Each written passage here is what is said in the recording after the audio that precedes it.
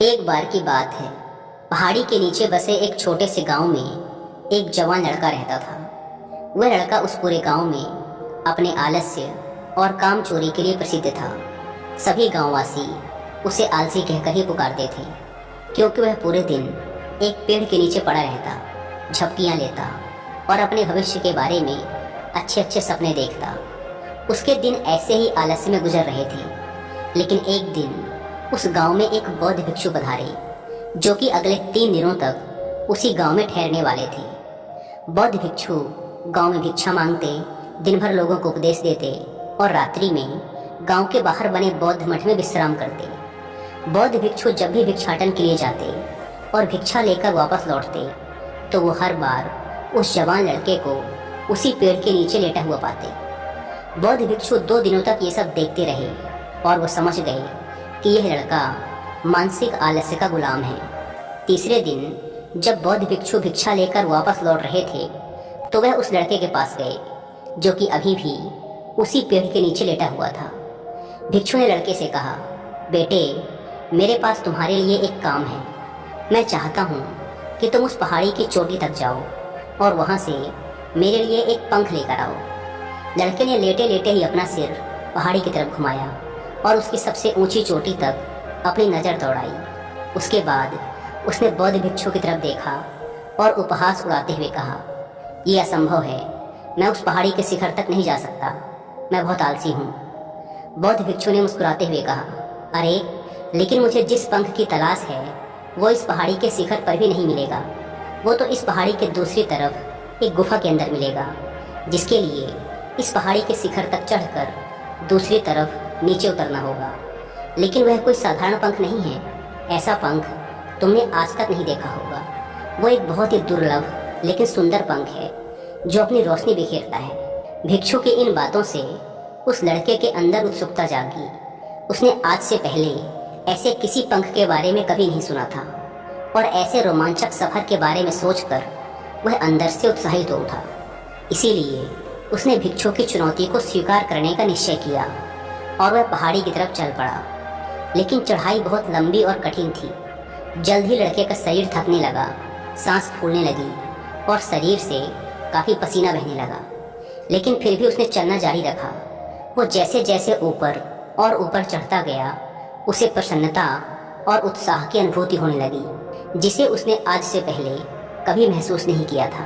अंततः जब वह कड़ी मेहनत और लंबे प्रयास के बाद पहाड़ी के शिखर पर पहुंचा, तो वह पूरी तरह से थक चुका था। लेकिन वह बहुत खुश था। उसे अंदर से आत्मसंतुष्टि का एहसास हो रहा था। उसके चेहरे पर योद्धाओं जैसी मुस्कान थी, जैसे उसने कोई युद्ध जीत लिया हो। उसने पहाड़ी के शिखर से नीचे देखा। उसके सामने एक बहुत ही मनमोहक दृश्य था। उसने अपने अंदर एक उपलब्धि की भावना महसूस की, जो उसने आज से पहले कभी नहीं की थी। लेकिन असली चुनौती आगे थी। लड़के को पहाड़ के दूसरी ओर उतरना था और उस गुफा को ढूंढना था जहां पंख के मिलने की बात कही गई थी। नीचे उतरना और भी ज़्यादा मुश्किल व खतरनाक था, क्योंकि ढलान ज़्यादा खड़ी थी और चढ़ाई के समय लड़का कई बार लड़खड़ाया और गिरा भी था, तो वह डर भी उसके अंदर था। लेकिन भिक्षु को पंख लाकर देने के वादे की वजह से वह लगातार आगे बढ़ता रहा। काफ़ी खोज मशक्क़त और कड़ी मेहनत के बाद जब वह अंत में गुफा तक पहुंचा, तो उसने देखा कि पंख वहीं पड़ा हुआ था, जो गुफा के प्रवेश द्वार से छनकर आ रही रोशनी में चमक रहा था। उसने पंख उठाया, लेकिन उसकी सुंदरता को देखकर अचंभित रह गया। वह काफ़ी देर तक पंख को ही घूरता रहा, लेकिन फिर अचानक उसे याद आया कि अभी तो उसे वापस भी जाना है। उसने खुद की तरफ देखा। वह पूरी तरह से थक चुका था। वह चिंतित हो गया कि वह पहाड़ पर कैसे चढ़ेगा और भिक्षु तक पंख कैसे पहुंचाएगा। एक पल के लिए उसने हार मानने के बारे में सोचा, लेकिन फिर उसे वह उपलब्धि और गर्व की भावना याद आ गई, जो उसने पहाड़ी के शिखर पर पहुंचने पर महसूस की थी। उसे एहसास हुआ कि उसके अंदर इस सफ़र को दोबारा पूरा करने की ताकत और दृढ़ संकल्प है। वह दोबारा पहाड़ी पर चढ़ने लगा। उसकी मांसपेशियों में दर्द हो रहा था, पैर कांप रहे थे, फेफड़े फटे जा रहे थे। वह कई बार लड़खड़ाकर गिर भी पड़ा, लेकिन उसने हार नहीं मानी। वह खुद को आगे बढ़ाने के लिए लगातार प्रेरित करता जा रहा था। अथक प्रयास और घंटों की कड़ी मेहनत के बाद अंततः जब वह बौद्ध भिक्षु के पास पहुंचा, और उनके हाथों में वह पंख रखा तो उसकी खुशी का ठिकाना ना रहा। उसे महसूस हुआ कि आज उसने अपने आलस्य पर काबू पा लिया है और कुछ महत्वपूर्ण करके दिखाया है। उसके चेहरे पर इतनी खुशी और संतुष्टि का भाव देखकर बौद्ध भिक्षु मुस्कुराए और बोले, बहुत बढ़िया मेरे बच्चे, आज तुमने जीवन का एक बहुत ही महत्वपूर्ण सबक सीखा है कि आलस्य कोई ऐसी चीज़ नहीं है जिसे स्वीकार कर लिया जाए या सहन किया जाए। आलस्य एक चुनौती है जिसे दूर करना होगा। यह एक बाधा है जिसे पार करना होगा और आलस्य को खत्म करने के लिए तुम्हें अपना पहला कदम उठाना ही पड़ेगा।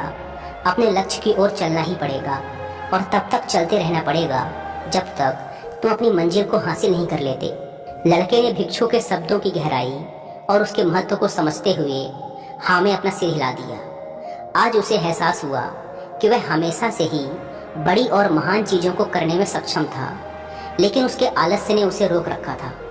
अब वह जानता था कि उसके पास अपने रास्ते में आने वाली किसी भी बाधा को दूर करने की ताकत और दृढ़ संकल्प है। इसके बाद भिक्षु ने उस लड़के को आशीर्वाद दिया और उस गांव से चले गए।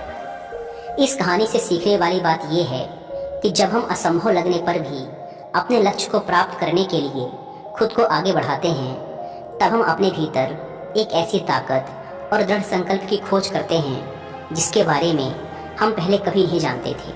आलस्य पर काबू पाने के लिए हमें खुद को चुनौती देनी चाहिए और बड़े व महत्वाकांक्षी लक्ष्य बनाने चाहिए। फिर चाहे वो लक्ष्य कितने ही मुश्किल क्यों ना हो, हमें लगातार खुद को अपनी शारीरिक और मानसिक सीमाओं से परे ढकेलते रहना चाहिए और असफलताओं व बाधाओं का सामना करने पर भी अंदर से मजबूत बने रहना चाहिए। हमें अपने लिए एक नियम बनाकर और उस पर टिके रहकर अपने दैनिक आदतों और दिनचर्या में अनुशासन और निरंतरता भी विकसित करनी चाहिए। हम कुछ ऐसी अच्छी आदतें बना सकते हैं जो हमें मन न लगने पर भी ध्यान केंद्रित करने और क्रियाशील बने रहने में मदद करती हैं। एक और महत्वपूर्ण बात, आलस्य पर काबू पाने का मतलब विकास की मानसिकता विकसित करना है।